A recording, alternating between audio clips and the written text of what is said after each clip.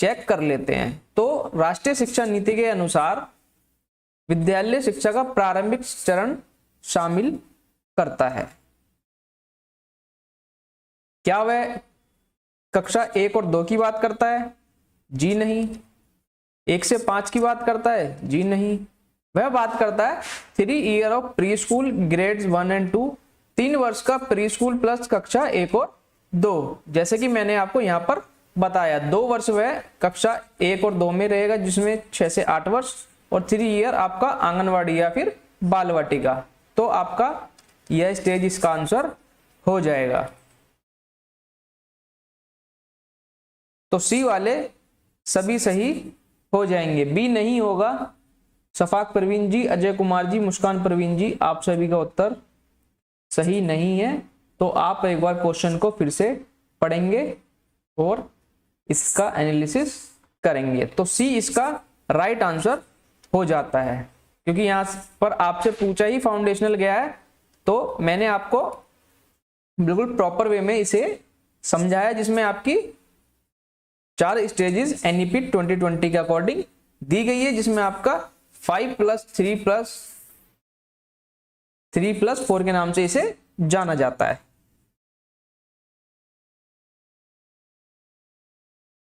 तो सी इसका right answer हो जाएगा। क्वेश्चन नंबर 2 आप सभी के सामने आ चुका है।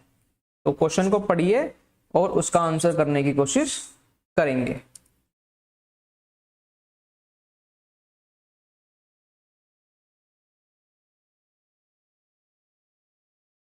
क्वेश्चन नंबर 2 का आंसर करेंगे।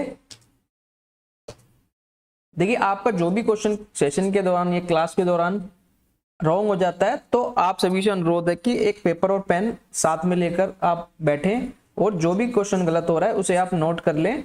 उसके बाद उस क्वेश्चन को फिर से सेशन में वीडियो के फॉर्मेट में देखें और उसका एक्सप्लेनेशन जानने की कोशिश करें, क्योंकि आप जब तक खुद से एनालिसिस नहीं करेंगे तब तक आपको चीजें क्लियर नहीं हो पाएंगी।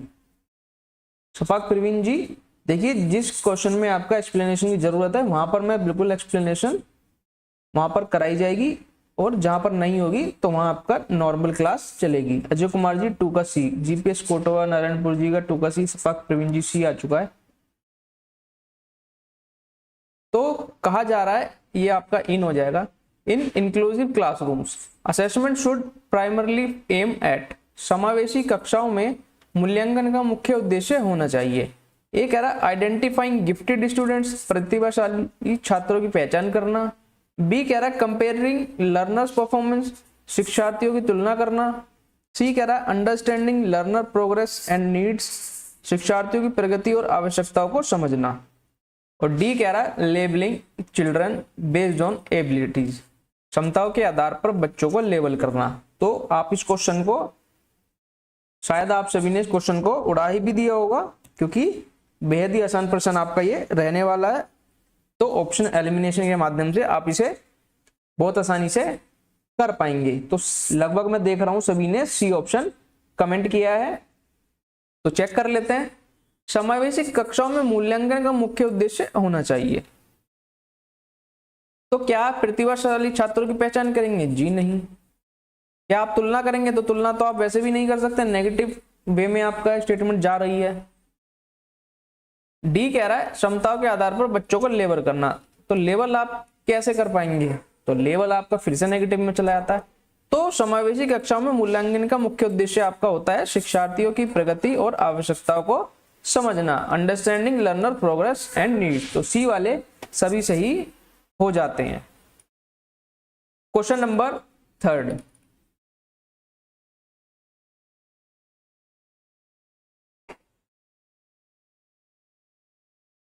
तो क्वेश्चन नंबर 3 में कहा गया है a teacher notices a student struggling despite effort, the teacher praises persistence rather than success, this encourages। एक शिक्षक देखता है कि छात्र प्रयास करने के बावजूद संघर्ष कर रहा है। शिक्षक सफलता की बजाय दृढ़ता की प्रशंसा करता है, यह प्रोत्साहित करता है। ए कह रहा है फिक्स्ड माइंडसेट, स्थिर मानसिकता। बी कह रहा है ग्रोथ माइंडसेट, विकास मानसिकता। सी कह रहा है डिपेंडेंसी निर्भरता, और डी कह रहा है लर्नड हेल्पलेसनेस अर्जित असहायता। क्वेश्चन नंबर 3 का आंसर बताएंगे, क्या इसका राइट आंसर हो जाएगा।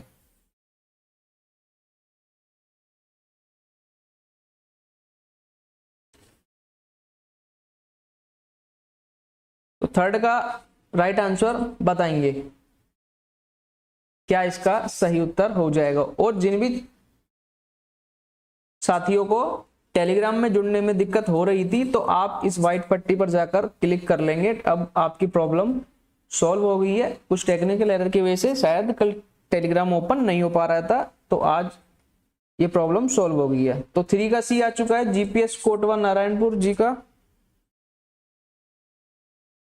तो एक शिक्षक देखता है कि छात्र प्रयास करने के बावजूद संघर्ष कर रहा है।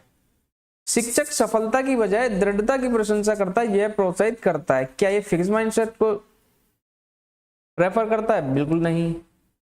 ये निर्भरता को भी प्रेज नहीं करेगा, और ना ही ये लर्न हेल्पलेसनेस। तो ये तीनों ही आपके नेगेटिव हो जाते हैं। सॉरी, एक सेकेंड। तो यह बात करता है आपकी ग्रोथ माइंडसेट की, यानी विकास मानसिकता। तो बी इसका राइट आंसर हो जाता है, क्योंकि जो विकास मानसिकता है यह आपकी समर्पण से जुड़ी हुई होती है। क्वेश्चन में पहले ही कहा गया है कि एक शिक्षक देखता है कि छात्र प्रयास करने के बावजूद संघर्ष कर रहा है, उसने एफर्ट्स भी लगाए और वह प्रैक्टिस भी कर रहा है। तो टीचर उसे प्रेज कर रहा है, शिक्षक सफलता की बजाय दृढ़ता की प्रशंसा कर रहा है कि उसने जो एफर्ट लगाए हैं उन एफर्ट को वह कदर कर रहा है। तो ग्रोथ माइंडसेट इसका राइट आंसर हो जाएगा। तो बी वाले सभी सही हो जाएंगे। सफाक प्रवीण जी, मुस्कान प्रवीण जी, जीपीएस कोटवा नारायणपुर जी, आप सभी का आंसर एकदम करेक्ट है। क्वेश्चन नंबर 4 पर हम आ चुके हैं, तो क्वेश्चन को पढ़ेंगे।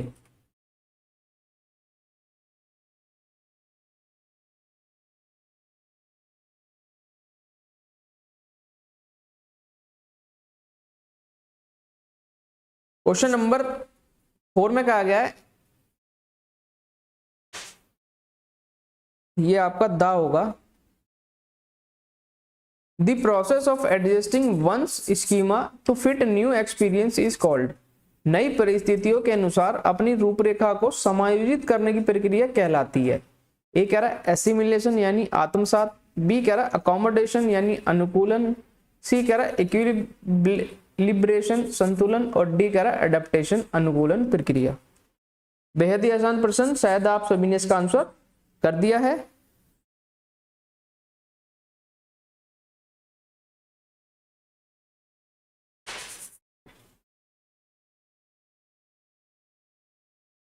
बताएंगे क्या इसका सही उत्तर हो जाएगा।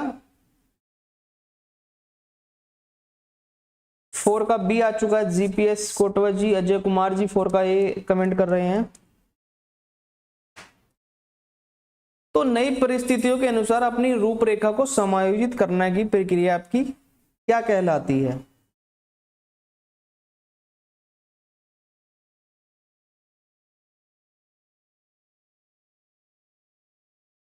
तो एसिमिलेशन किसे कहा जाता है? आपका आत्मसात। तो ये आपकी एग्जिस्टिंग स्कीमा में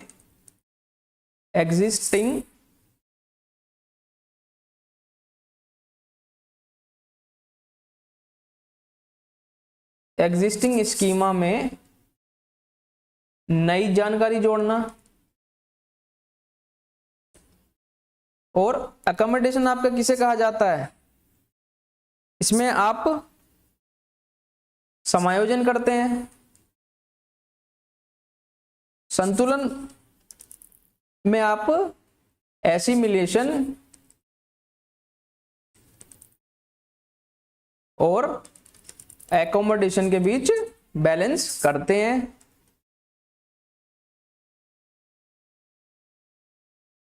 और एडेप्टेशन की प्रतिक्रिया में आप इन दोनों को ही शामिल करते हैं।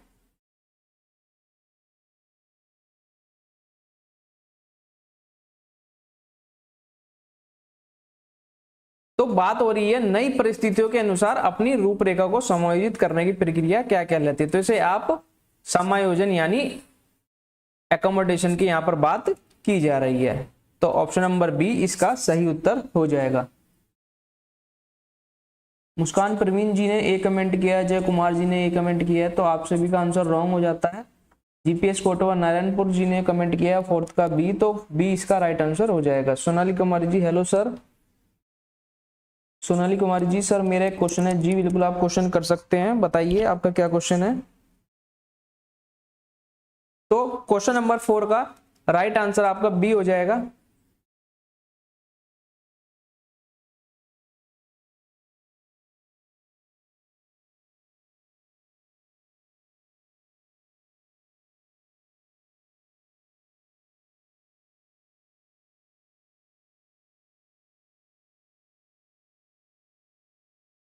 शफाक प्रवीण जी का बी आ चुका है। तो क्वेश्चन नंबर 5 की ओर हम चलते हैं। जी शफाक प्रवीण जी, बी इसका राइट आंसर हो जाएगा क्वेश्चन नंबर 4 का। तो इस क्वेश्चन को पढ़ेंगे। जिक्रा प्रवीण जी वेरी गुड इवनिंग, स्वागत है आपका आज के सेशन में।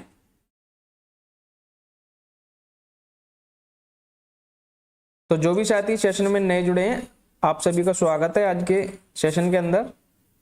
क्वेश्चन का आंसर करेंगे।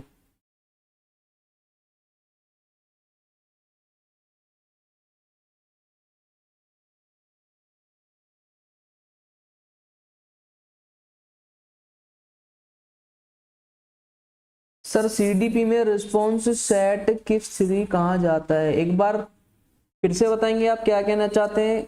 इसमें कुछ समझ नहीं आ रहा है आपने जो लिखा है रिस्पॉन्स सेट। एक बार आप फिर से कमेंट कीजिए।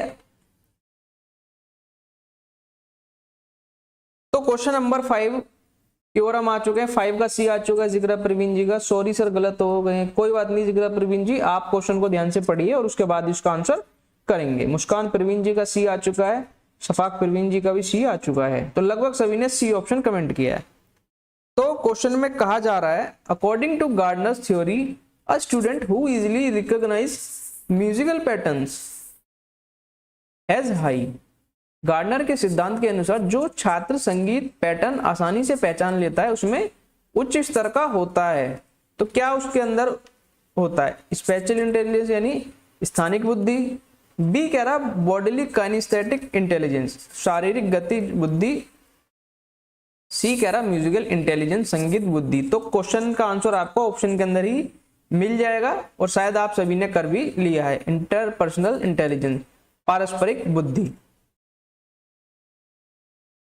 सर रिस्पॉन्स सेट एक नेगेटिव वर्ड होता है सीडीपी में, तो इसे डिफरेंट कीजिए।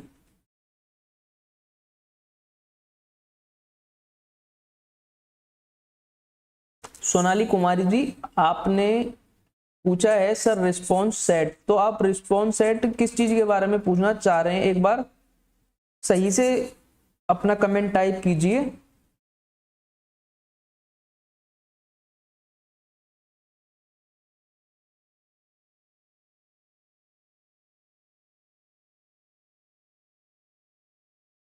तो आप किस चीज का डिफरेंशिएशन चाहते हैं, तो आप एक बार कमेंट को फिर से लिखेंगे, क्योंकि आपका कमेंट में जो आपने टाइप किया है वह समझ नहीं आ रहा है आपने क्या पूछना चाह रहे हैं। तो क्वेश्चन का आंसर आपको ऑप्शंस में ही मिल गया होगा। ज्यादातर सभी ने आंसर सी किया है, तो सी वाले सही हो जाते हैं, क्योंकि बात ही यहाँ पर छात्र संगीत पैटर्न आसानी से पहचान लेता है।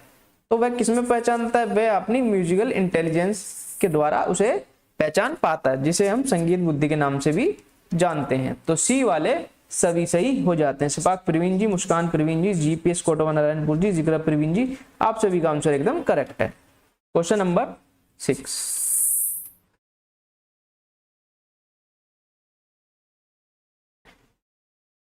क्वेश्चन नंबर 6 का आंसर आप तब तक करें।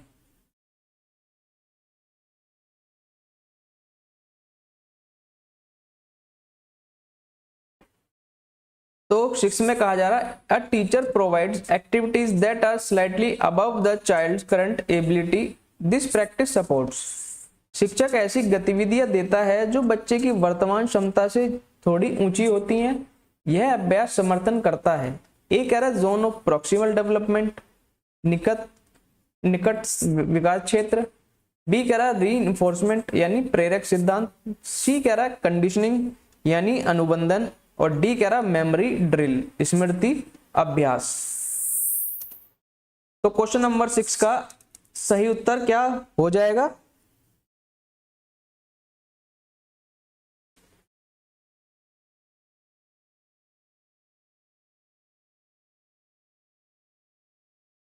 तो शायद आप सभी ने इस क्वेश्चन का आंसर कर लिया होगा। तो देखते हैं कि आप में से सबसे पहले कौन इसका आंसर कमेंट करेगा।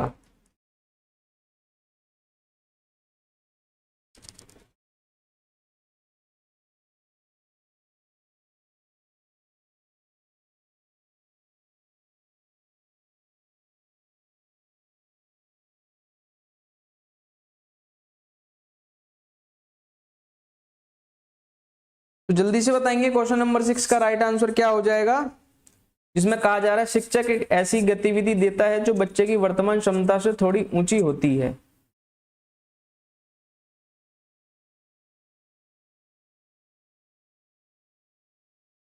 यह अभ्यास समर्थन करता है।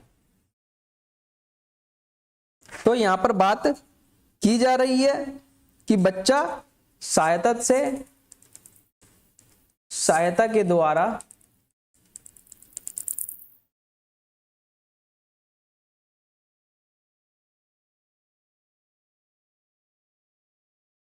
सिक्स का सी आ चुका सभी का। कंडीशनिंग कमेंट किया है जिक्र प्रवीण जी।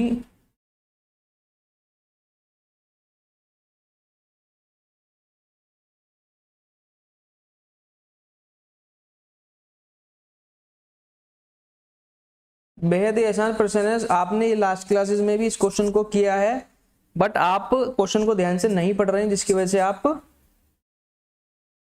इसका गलत आंसर कर रहे हैं।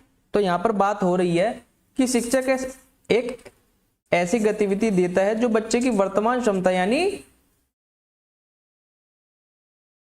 चाइल्ड्स करंट एबिलिटी की यहां पर बात हो रही है। तो यह प्रैक्टिस आपकी सपोर्ट करती है। तो यह आपकी सपोर्ट करती है जोन ऑफ प्रॉक्सिमल डेवलपमेंट यानी निकट विकास क्षेत्र की, जिसके अंदर बच्चे को मार्गदर्शन और प्रोत्साहन के द्वारा उसे सहायता प्रदान की जा रही है। और इसीलिए इसमें यह बात कही गई है जो बच्चे की वर्तमान क्षमता से थोड़ी ऊंची होती है। तो 6 का ए हो जाएगा। मुस्कान प्रवीण जी 6 का ए हो जाएगा। जिक्रा प्रवीण जी आपका आंसर भी एकदम करेक्ट है। तो ए वाले सभी सही हो जाते हैं, क्योंकि यहां पर बात वर्तमान क्षमता से थोड़ी ऊपर जाने की हो रही है। तो ये आपका जोन ऑफ प्रॉक्सिमल डेवलपमेंट कहा जाएगा। क्वेश्चन नंबर 7 पर हम आ चुके हैं। तो पढ़िए क्वेश्चन को।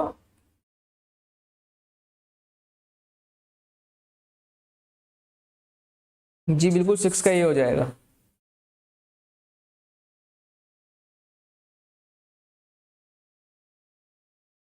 तो कहा जा रहा है when a teacher provides immediate feedback after a response it is called. जब शिक्षक उत्तर के तुरंत बाद प्रतिक्रिया देते हैं तो इसे कहा जाता है। ए कह रहा है समेटिव फीडबैक यानी योग्यात्मक प्रतिपुष्टि। बी कह रहा है फॉर्मेटिव फीडबैक प्रारूपिक प्रतिपुष्टि। सी कह रहा है डिलेड फीडबैक विलंबित प्रतिपुष्टि। और डी कह रहा है डायग्नोस्टिक फीडबैक निदानात्मक प्रतिपुष्टि। 7th का ए आ चुका है। अजय कुमार जी, जिक्रा प्रवीण जी, जीपीएस कोटवा नारायणपुर 7 का बी।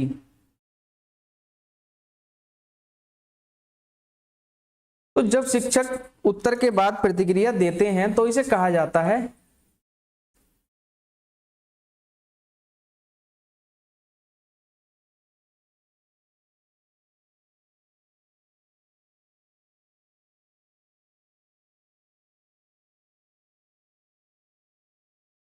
सेवन का ए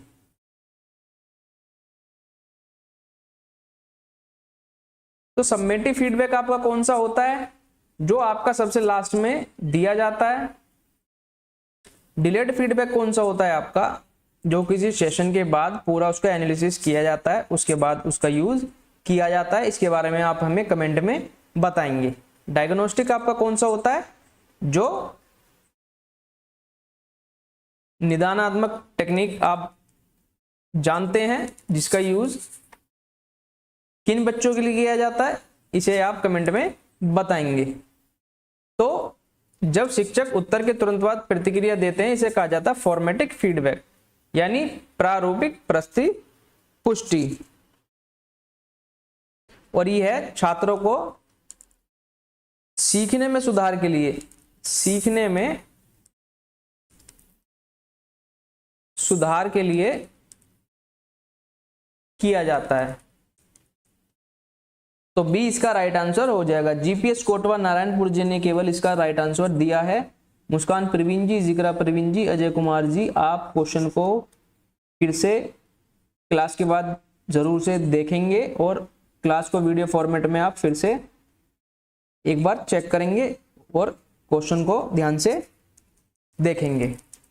तो 7 का बी हो जाएगा। क्वेश्चन नंबर 8 आप सभी की स्क्रीन पर आ चुका है। देखिए बहुत सारे बच्चे कमेंट करते हैं कि सर आप थोड़ा फास्ट कराइए। देखिए फास्ट कराने के चक्कर में आप लोगों के क्वेश्चन गलत हो जाते हैं, तो मैं नहीं चाहता कि आप सभी का कोई भी क्वेश्चन गलत हो। मेरे लिए सभी बच्चे क्लास के अंदर बराबर है, तो सभी को साथ लेकर चलना मेरी रिस्पॉन्सिबिलिटी है।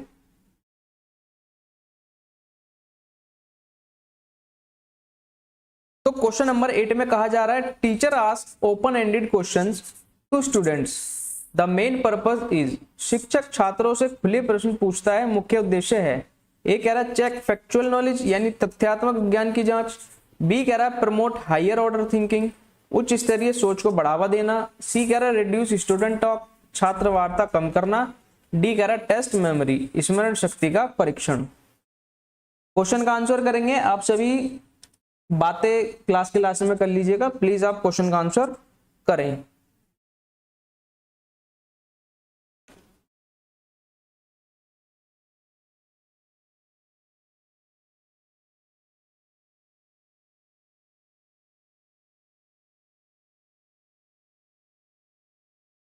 अजय जी का बी आंसर आ चुका है, बाकी सब भी अपना अपना आंसर करेंगे।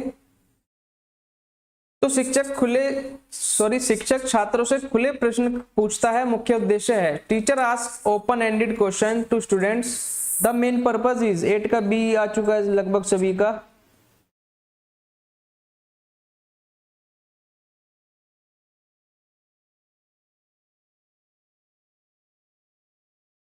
तो शिक्षक छात्रों से खुले प्रश्न पूछता है उनकी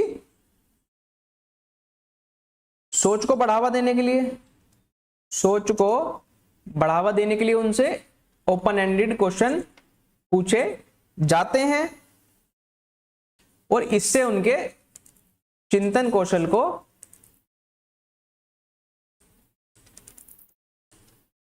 बढ़ावा मिलता है।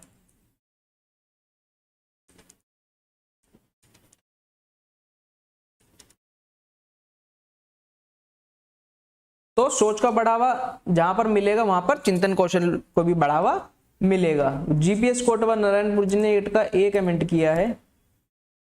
तो सीधा सीधा ऑप्शन में आपको आंसर दिख रहा होगा, तो इसका राइट आंसर आपका बी हो जाएगा, क्योंकि इसी के अंदर ही प्रमोट हायर ऑर्डर थिंकिंग यानी उच्च स्तरीय सोच को बढ़ावा देना।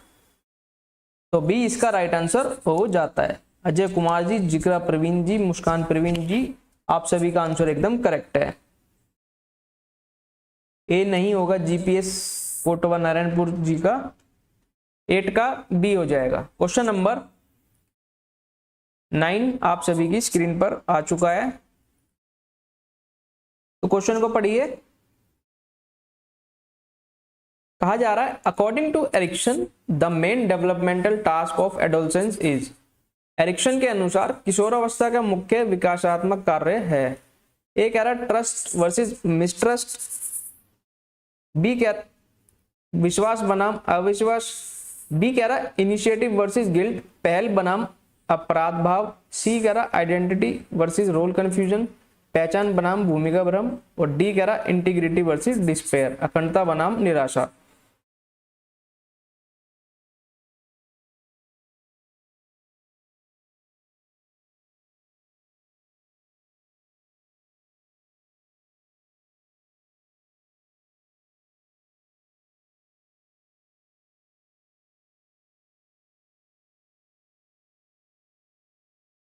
नाइन का सी आ चुका है।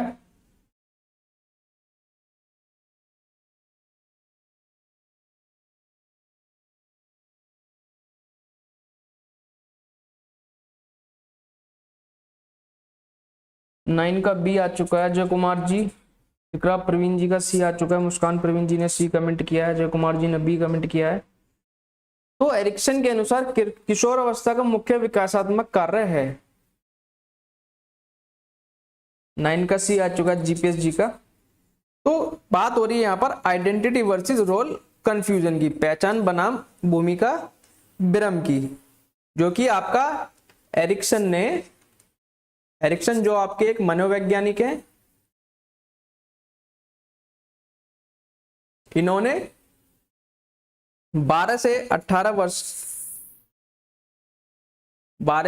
वर्ष की आयु के दौरान इसका चित्रण किया है। और साथ ही इन्होंने इसके अंदर कहा है कि जो एडोलसेंस में बच्चे या व्यक्ति होते हैं, उन्हें स्वयं की पहचान करना और समाज में उनकी क्या भूमिका है, इसके बारे में इसके अंदर वर्णन किया गया है। तो सी इसका राइट आंसर हो जाता है। सी वाले सभी सही हो जाएंगे। क्वेश्चन नंबर 10 पर हम आ चुके हैं।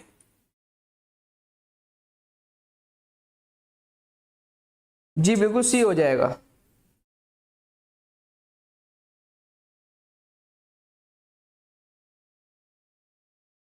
कहा जा रहा है a teacher who encourages student to self assess their work is focusing on. वह शिक्षक जो छात्रों को अपना कार्य स्वयं मूल्यांकन करने के लिए प्रोत्साहित करता है, ध्यान केंद्रित कर रहा है। ए कह रहा मेटाकोग्निशन अधिज्ञान, बी कह रहा बिहेवियर मॉडिफिकेशन यानी व्यवहार परिवर्तन, सी कह रहा मोटिवेशन यानी प्रेरणा, और डी कह रहा रोट लर्निंग यानी रटने की प्रक्रिया। क्या इसका सही उत्तर हो जाता है? 10 का राइट आंसर बताएंगे।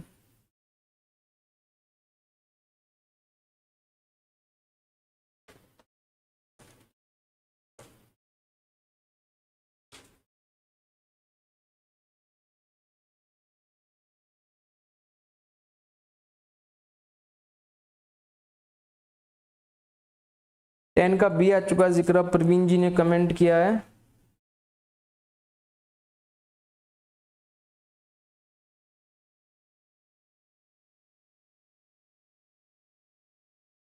बाकी सब भी अपने अपना आंसर करें।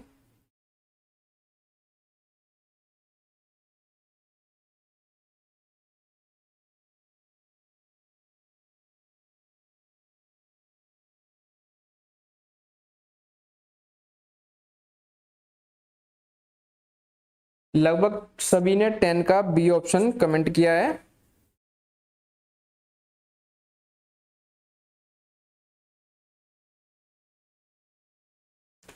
तो वह शिक्षक जो छात्रों को अपना कार्य स्वयं मूल्यांकन करने के लिए प्रोत्साहित कर रहा है, तो वह बात कर रहा है मेटाकोग्निशन यानी अधिसंज्ञान की, जिसमें विद्यार्थी स्वयं का मूल्यांकन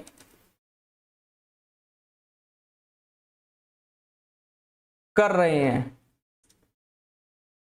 तो 10 का ए राइट आंसर हो जाएगा। जिक्रा प्रवीण जी, मुस्कान प्रवीण जी और जीपीएस कोटवा नारायणपुर जी का आंसर करेक्ट है। केवल एक ही स्टूडेंट का आंसर करेक्ट है। अजय कुमार जी का भी बिल्कुल आंसर करेक्ट है। 10 का ए हो जाता है। तो ए वाले सही हो जाएंगे। नफीस शेख जी, आपका भी आंसर एकदम करेक्ट है, 10 का ए। जी वेरी गुड इवनिंग नफीस शेख जी, स्वागत है आपका आज के सेशन के अंदर। जो भी साथी सेशन में नए जुड़े हैं, चैनल को सब्सक्राइब जरूर कर लेंगे। और टेलीग्राम का लिंक आपको कमेंट सेक्शन में दिया गया है, वहां से जाकर आप टेलीग्राम भी ज्वाइन कर लेंगे। I am new student sir. जी नफीस शेख जी, बहुत बहुत स्वागत है आपका सेशन के अंदर। जिक्रा प्रवीण जी, कोई बात नहीं, क्वेश्चन आपका रॉन्ग हो गया है, आप बिल्कुल भी चिंतित ना हो। आप क्वेश्चन को ध्यान से नहीं पढ़ते हैं, जिसके कारण आपका क्वेश्चन रॉन्ग हो जाता है। मैं आपको बार बार एक ही चीज रिपीट करता हूं कि क्वेश्चन को ध्यान से पढ़िए। झूले झूले, ये वर्ड शायद मैंने कहीं पर सुना है, क्या आप एक बार बताएंगे इसका क्या मीनिंग होता है? Question number 11।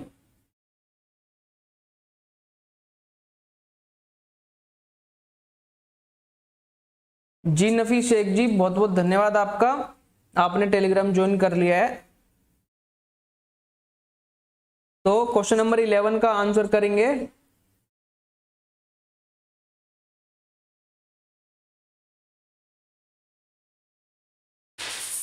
वेलकम जी, बिल्कुल मेरे को थोड़ा थोड़ा इसके बारे में याद आ रहा है, मैंने कहीं पर ये आपका वर्ड पढ़ा है, झूले झूले। ये मैंने स्टैटिक जीके के अंदर शायद ये क्वेश्चन काफी टाइम पहले पढ़ा है, बट इस क्वेश्चन को पढ़े हुए बहुत टाइम हो गया, इसकी वजह से थोड़ा आउट ऑफ माइंड हो जाता है। जी वेलकम। जूले बंगाल में बोलते हैं, जी बिल्कुल नफीस शेख जी, आपका आंसर एकदम करेक्ट है। जैसे कि मैंने आपको बताया, ये मैंने स्टैटिक जीके के किसी पोर्शन के अंदर ये क्वेश्चन पढ़ा हुआ है।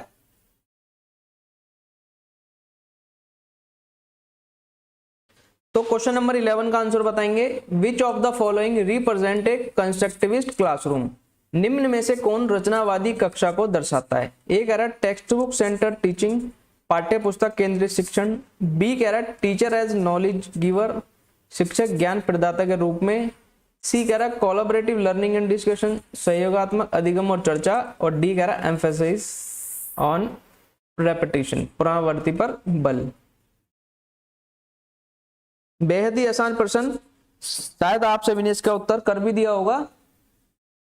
तो हमारी क्लास के सभी छात्र अपने आप में एक अलग स्किल अपने अंदर रखते हैं, और हमें पूरा भरोसा है कि जो सेशन में जुड़े हुए हैं वह सब अपने आप में एक, बस आपके लिए वर्ड नहीं है, तो आप क्वेश्चन का आंसर करेंगे।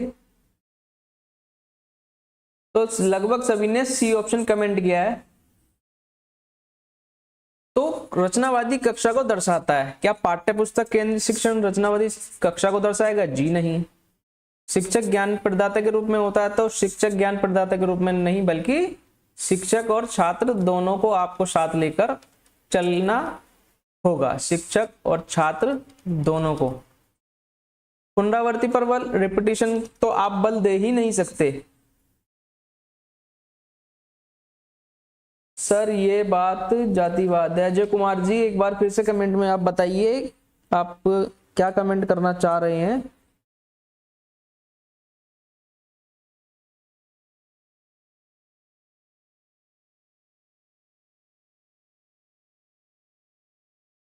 तो नमाज का टाइम हो गया है, बिल्कुल आप जा सकते हैं।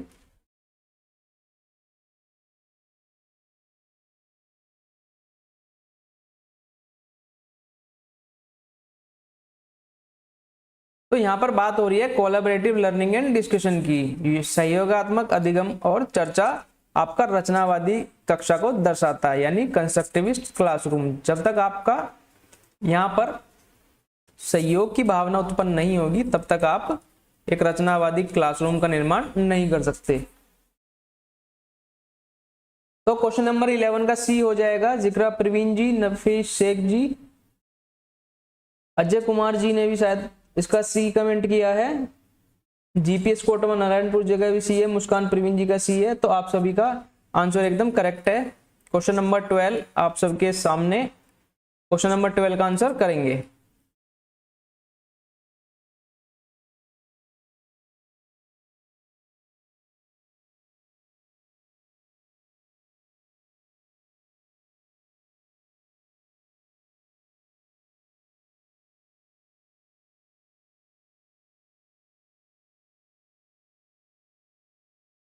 क्वेश्चन नंबर 12 में कहा जा रहा है विच theory emphasises that learning occurs by observing and imitating others. कौन सा सिद्धांत बताता है कि अधिगम दूसरों को देखकर और अनुकरण करके होता है। यह सेम क्वेश्चन मैंने आपको लास्ट क्लास में भी कराया है, बट उसमें क्वेश्चन की फॉर्म आपकी चेंज कर दी गई है।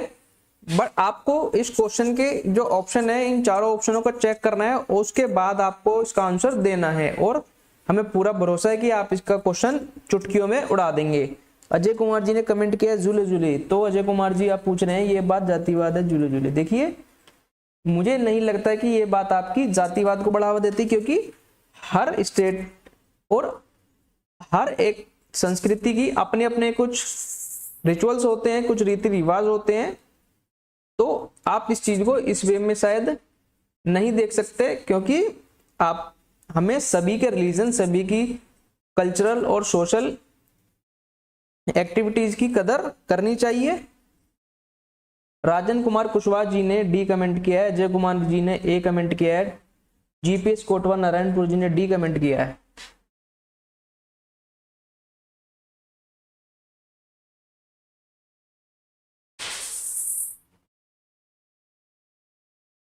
जी जिग्रा प्रवीण जी, तो ए आ चुका है, डी आ चुका है, तो लगभग सभी ने 50-50 में आंसर किया है। 50-50 में लगभग सभी ने आंसर किया है, किसी ने ए किया है और डी, दोनों आपका 50-50 में देखा जा रहा है। थॉर्नडाइक, तो कौन सा सिद्धांत बताता है कि अधिगम दूसरों को देखकर और अनुकरण करके होता है।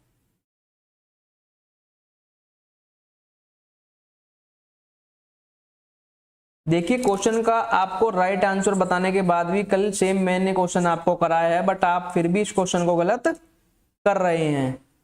तो एक बार फिर से क्वेश्चन को पढ़िए, उसके बाद बताएंगे इसका क्या उत्तर हो जाता है।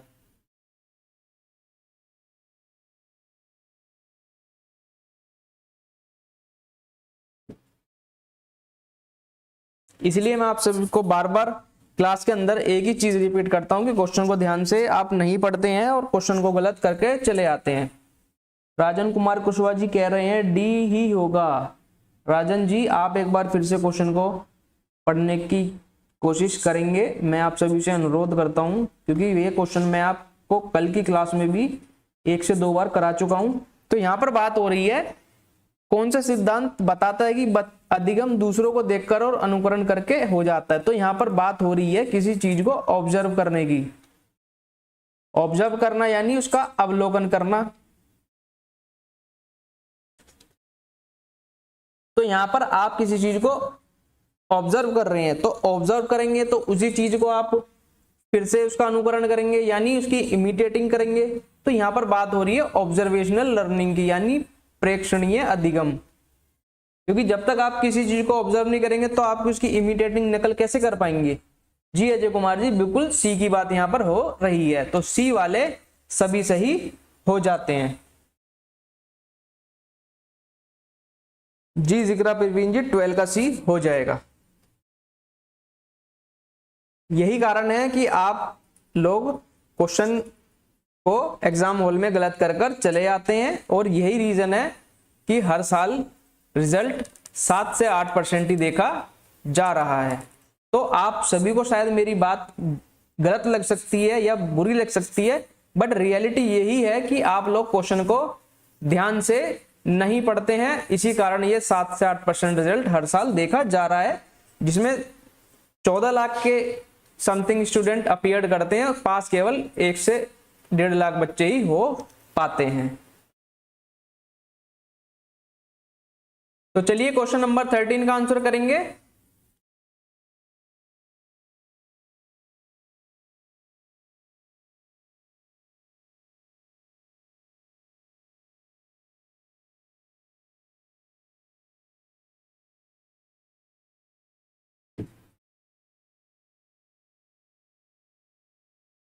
देखिए कुछ स्टूडेंट को बातों का बुरा भी लग जाता है, जैसे कि आपने कल की क्लास में देखा कुछ लोग एग्जिट कर चले गए थे। तो मैं इसीलिए आपको कल उस क्लास में बोला था कि केवल सीरियस एस्पिरेंट ही, जो सीरियस स्टूडेंट हैं, वे ही क्लास के अंदर रुके, अन्यथा आप बिल्कुल जा सकते हैं। जी जिक्रा प्रवीण जी। देखिए बुरा लगने वाली इसमें बात तो नहीं है, बट कुछ बच्चे इसे नेगेटिव वे में ले जाते हैं। तो राजन कुमार कुशवाहा जी का बी आ चुका है, रिकेश जी का सी आ चुका है। तो अब आप क्वेश्चन नंबर 13 का आंसर करेंगे। तो जो भी साथी सेशन में नए जुड़े हैं चैनल को सब्सक्राइब जरूर कर लेंगे, और टेलीग्राम चैनल का लिंक आपको कमेंट सेक्शन में दिया हुआ है, इस पर क्लिक कर ज्वाइन कर लेंगे। तो क्वेश्चन नंबर 13 कहा जा रहा है अकॉर्डिंग टू पियाजे conservation of volume develops in. पियाजे के अनुसार आयतन संरक्षण विकसित होता है। ए कह रहा सेंसरी मोटर स्टेज संवेदी गतिज अवस्था में, बी कह रहा प्री ऑपरेशनल स्टेज पूर्व सक्रियात्मक अवस्था में, सी कह रहा कंक्रीट ऑपरेशनल स्टेज ठोस सक्रियात्मक अवस्था में, और डी कह रहा फॉर्मल ऑपरेशनल स्टेज में औपचारिक सक्रियात्मक अवस्था में। तो सी आ चुका है रिकेश जी, अजय जी, राजन कुमार कुशवाहा जी का बी आ चुका है, जिक्रा परवीन जी का सी आ चुका है।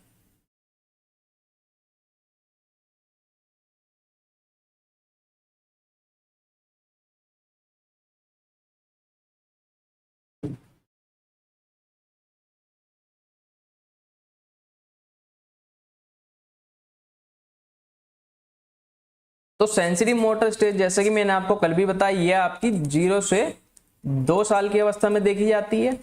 प्री ऑपरेशनल आपकी 2 से 7 वर्ष हो जाती है। कंक्रीट ऑपरेशनल आपकी 7 से 11 वर्ष में देखी जाती है, और फॉर्मल ऑपरेशन आपकी 11 से 15 वर्ष या उसके बाद देखी जाती है। तो यहाँ पर बात हो रही है पियाजे के अनुसार आयतन संरक्षण conservation of volume development develops in. तो ये आपका किस एज में डेवलप होता है? तो यह होता है आपका 7 से 11 वर्ष की अवस्था में। तो 7 से 11 वर्ष की अवस्था आपकी कौन सी होती है? तो यह आपकी कंक्रीट ऑपरेशन यानी ठोस सक्रियात्मक अवस्था हो जाती है। जी बिल्कुल राजन कुमार कुशवाहा जी, 0 से 2, 2 से 7, 7 से 11 और 11 से 15 या फिर इससे अबव। तो सी वाले सभी सही हो जाएंगे, बी नहीं होगा। राजन कुमार कुशवाहा जी, रिकेश जी आपका आंसर करेक्ट है, अजय कुमार जी, जिक्रा परवीन जी, आप सभी का उत्तर एकदम करेक्ट है। तो सी वाले सभी सही हो जाएंगे। क्वेश्चन नंबर 14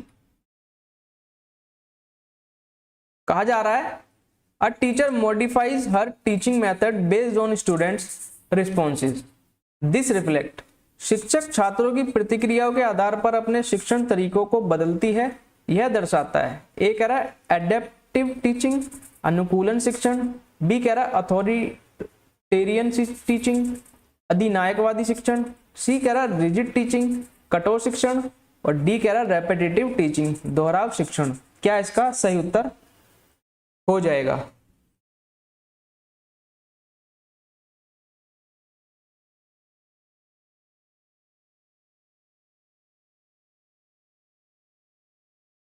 क्वेश्चन नंबर 14 का क्या सही उत्तर हो जाएगा, बताएंगे हमें।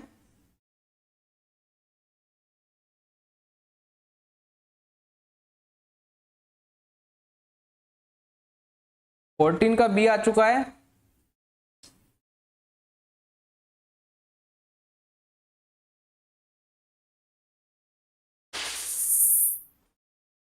तो शिक्षक छात्रों की प्रतिक्रिया के आधार पर अपने शिक्षण तरीकों को बदलती है। तो वह यहां पर क्या कर रही है? वह अपनी आवश्यकताओं तथा उनकी प्रतिक्रिया, आवश्यकताओं और उनकी प्रतिक्रियाओं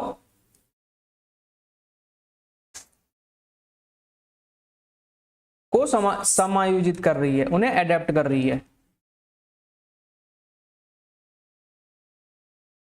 तो जब एडेप्ट करेगी तो सीधा सीधा वह एडेप्टिव टीचिंग यानी अनुकूलन शिक्षण की बात कर रही है। जी बिल्कुल जिक्रा प्रवीण जी ए हो जाएगा, रिकेश जी ए हो जाएगा, अजय कुमार जी बी नहीं होगा, ए हो जाएगा। तो वह शिक्षण तरीके को बदलती है छात्रों की प्रतिक्रिया के आधार पर। तो वह उनकी आवश्यकताओं और प्रतिक्रियाओं के आधार पर उसमें समायोजन कर रही है। तो वह एडेप्टिव टीचिंग यानी अनुकूलन शिक्षण की ओर जा रही है। तो ए सही हो जाता है, 14 का ए हो जाएगा। क्वेश्चन नंबर 15, तो पढ़िए क्वेश्चन को। कहा जा रहा है reinforcement that strengthen a behavior by removing an unpleasant stimulus is called। वह प्रेरक जो किसी अप्रिय उद्दीपन को हटाकर व्यवहार को सुदृढ़ करता है कहलाता है। ए कह रहा पॉजिटिव रीइंफोर्समेंट सकारात्मक प्रेरक, बी कह रहा नेगेटिव रीइंफोर्समेंट नकारात्मक प्रेरक, सी कह रहा पनिशमेंट यानी दंड, सी कह रहा एक्सटिंक्शन यानी लोप। 14 का ए हो जाएगा। 15 का बताएंगे, 15 का राइट आंसर क्या हो जाएगा? तो वह प्रेरक जो किसी अप्रिय उत्पीड़न को हटाकर व्यवहार को सुदृढ़ करता है। Strengthen a behaviour by removing an unpleasant stimulus, तो यह बात कर आपकी नेगेटिव हो जाती है, तो नेगेटिव हो जाती है, तो यह आपकी नेगेटिव रीइंफोर्समेंट की ओर इशारा करती है, नकारात्मक प्रेरक हो जाती है। ए नहीं होगा, समार सैम सरेजा जी, अजय कुमार जी, जिक्रा प्रवीण जी, ए नहीं होगा, बी होगा। आप क्वेश्चन को फिर से पढ़ेंगे। यहां पर नकारात्मक पुनर्बलन की बात की जा रही है।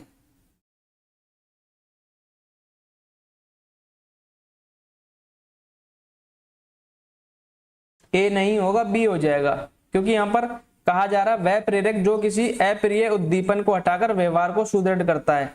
Behaviour strengthen a behaviour by removing an unpleasant stimulus. जी बिल्कुल जिक्रा प्रवीण जी बी हो जाए, रिकेश जी बी हो जाएगा, तो बी इसका राइट आंसर हो जाता है। क्वेश्चन नंबर 16,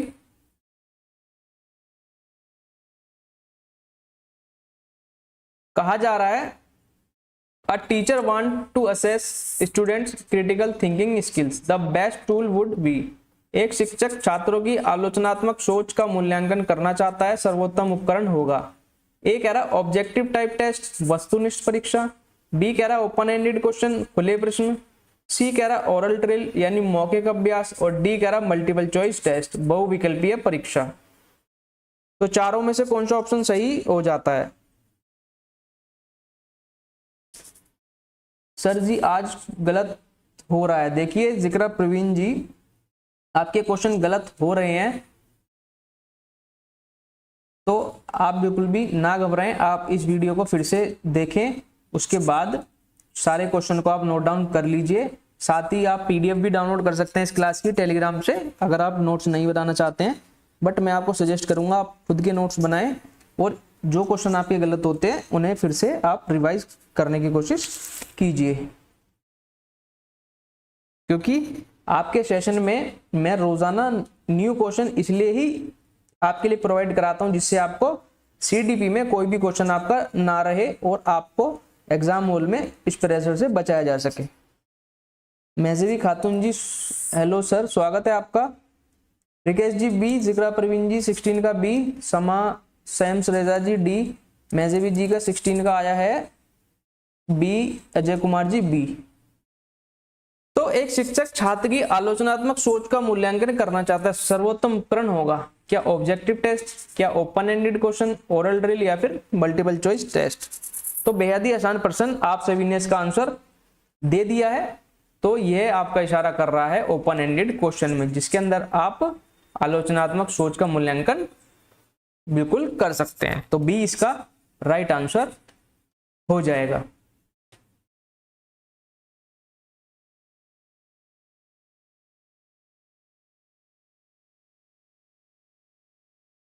जिक्र प्रवीण जी, तो question number 17, in constructivist classroom the teacher's main role is. Ji Sahid Raza Vaishnavi ji open ended हो जाएगा। अजय कुमार जी कह रहे हैं सर जी मेरा बहुत गलत होता है, तो आप भी इसी चीज को फॉलो करें। आप जो क्वेश्चन आपके गलत हो रहे हैं वह आप फिर से सेशन को वीडियो फॉर्मेट में देखें और क्वेश्चन को नोट डाउन कर लेंगे और उसे बार बार रिवाइज करने की कोशिश कीजिए। सर जी बीच बीच में हिंदी भी लेकर आए। जिग्रा प्रवीण जी बीच बीच में हिंदी आप क्या एक बार बताएंगे दोबारा से, क्या आप पूछना चाह रहे हैं? क्योंकि क्लास तो आपकी बाइलिंगुअल ही चल रही है, दोनों फॉर्मेट में आपकी क्लास ली जा रही है। महजबी खातून जी का 17 का सी आ चुका है, साइद रजा वैष्णवी जी का सी आ चुका है, रिकेश जी का सी, जिक्रा प्रवीण जी सी। तो सब लगभग सभी ने सी किया है। रचनावादी कक्षाओं में शिक्षक की मुख्य भूमिका है। ए कह रहा है कंट्रोलर ऑफ लर्निंग, अधिगम नियंत्रक। बी कह रहा नॉलेज ट्रांसमीटर, ज्ञान प्रेषक। फैसिलिटेटर एंड गाइड, सुविधा दाता, प्रदाता और मार्गदर्शक। और डी कह रहा है इवेल्युएटर यानी मूल्यांकन करता। दीपाली जी स्वागत है आपका, आप सेशन में लेट हैं। शाहिद रजा वैष्णवी जी फैसिलिटेटर एंड गाइड, बिल्कुल आपका आंसर करेक्ट हो जाता है। रक्षा जी राधे राधे, स्वागत है आपका आज के सेशन में। जिक्रा प्रवीण जी हिंदी की क्लास, जी बिल्कुल पूरी कोशिश करेंगे आपके लिए, हिंदी की क्लास भी हम बहुत जल्द लेके आए। अजय कुमार जी का सी आ चुका है, रक्षा जी का सी आ चुका है, तो लगभग सभी ने सी कर दिया है, तो सी ही इसका राइट आंसर हो जाएगा। तो सी वाले सभी सही हो जाते हैं, बिल्कुल एज ए फैसिलिटेटर। तो सभी ने एकदम सही उत्तर दिया है और आप सभी को हम बहुत बहुत शुभकामनाएं देते हैं। आप सब सेशन में रोजाना समय से जुड़ जाते हैं और अपना प्यार और सपोर्ट इस परिवार को देते हैं। दीपाली जी टाइम चेंज हुआ क्या सर? नहीं दीपाली जी, रोजाना 7 बजे आपका सीडीपी का सेशन रहता है, कोई भी चेंजेस नहीं है। आप शायद सेशन में लेट जुड़े हैं, बट आप कल से सेशन में जरूर टाइम से जुड़ जाइए और आप यूट्यूब भी चेक करते रहिए, जिससे कि आपको इवेंट का नोटिफिकेशन समय पर मिल सके। और टेलीग्राम चैनल को भी ज्वाइन कर लेंगे, कोई इंफॉर्मेशन होती है तो वह आपको टेलीग्राम पर दे दी जाती है। क्वेश्चन नंबर 18 जल्दी से करेंगे। कहा जा रहा है motivation that arises from personal satisfaction और इंटरेस्ट। बेहद ही आसान प्रश्न, शायद इससे आसान प्रश्न आज के सेशन में आपको देखने को ना मिला हो। वह प्रेरणा जो व्यक्तिगत संतोष या रुचि से उत्पन्न होती है।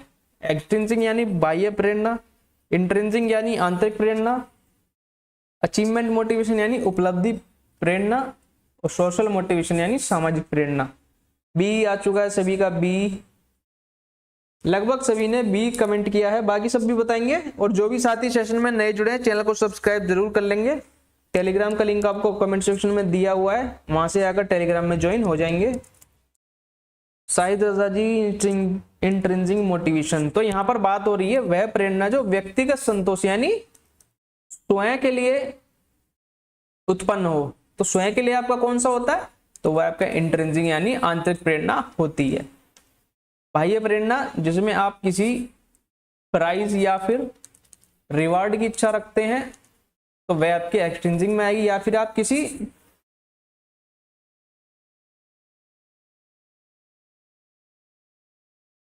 अचीवमेंट, फिर से आपका किसी प्राइज या रिवॉर्ड के लिए सोशल, यानी फिर आप समाज में किसी चीज को एक टारगेट के रूप में अचीव करना चाह रहे हैं तो वह आपकी सोशल मोटिवेशन आएगी। सर टेट की स्टडी चालू है, पहले एग्जाम है तो सीटेट का करने का टाइम नहीं मिल रहा। जी दीपाली जी बिल्कुल मैं आपकी बात समझ सकता हूं, बट आप अगर सीटेट के लिए प्रिपेयर कर रहे हैं तो आप एक प्रॉपर टाइम टेबल अपना सेट कीजिए, उसके बाद आप समय को बैलेंस करने की कोशिश करेंगे। मास्टरी ओरिएंटेड इंस्टिंक्टिव मोटिवेशन, अपने ज्ञान और रुचि के लिए सीखना। जी बिल्कुल रक्षा जी। अजय कुमार सर जी संस्कृत क्लास कब से होगा? अजय कुमार जी देखिए संस्कृत की अभी कोई फैकल्टी हमारे पास अवेलेबल नहीं है, जैसे ही इन फ्यूचर कोई फैकल्टी अवेलेबल होती है तो आपकी संस्कृत की क्लास भी जरूर ली जाएगी। फिलहाल के लिए आपसे हम माफी चाहते हैं, फिलहाल अभी कोई भी संस्कृत के लिए हमारे पास फैकल्टी अवेलेबल अभी नहीं है, इन फ्यूचर जैसे भी होती है तो आपको प्रोवाइड करा दी जाएगी। तो 18 का आपका बी हो जाएगा। क्वेश्चन नंबर 19 की ओर हम चलेंगे।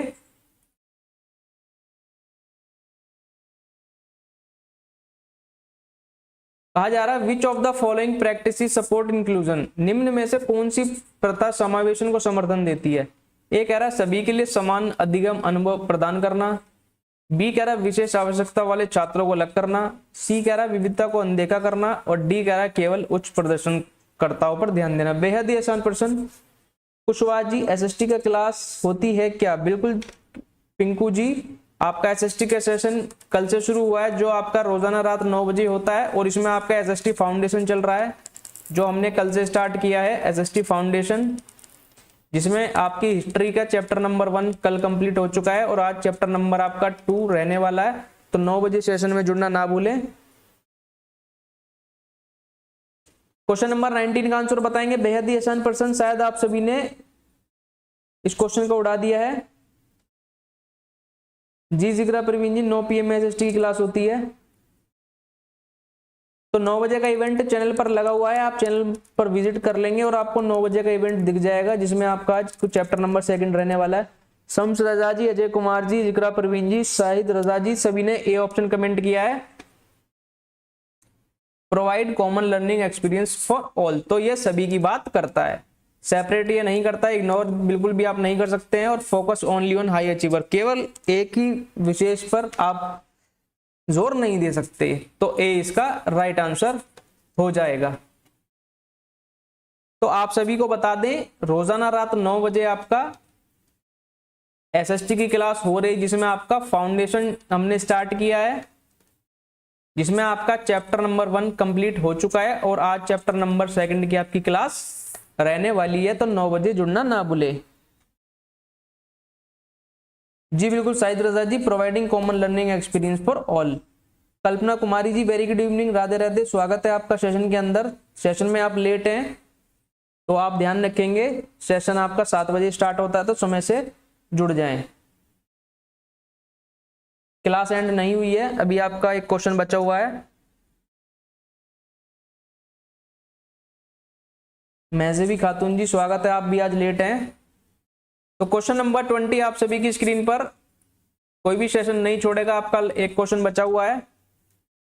कहा जा रहा है, a teacher helping student to reflect on their learning process is promoting. शिक्षक जब छात्रों को उनके अधिगम की प्रक्रिया पर चिंतन करने में मदद करता है तो वह बढ़ावा देता है। स्वनियंत्रित अधिगम, सतही अधिगम, निष्क्रिय अधिगम या फिर रटना।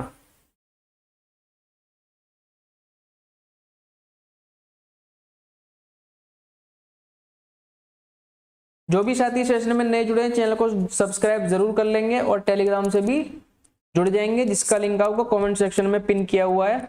ए आ चुका है, सभी का ए आ चुका है। तो यहाँ पर बात हो रही है, शिक्षक जब छात्रों को उनके अधिगम की प्रक्रिया पर चिंतन करने में मदद करता है तो वह बढ़ावा देता है। क्या वह सतही अधिगम की बात करेगा? बिल्कुल नहीं।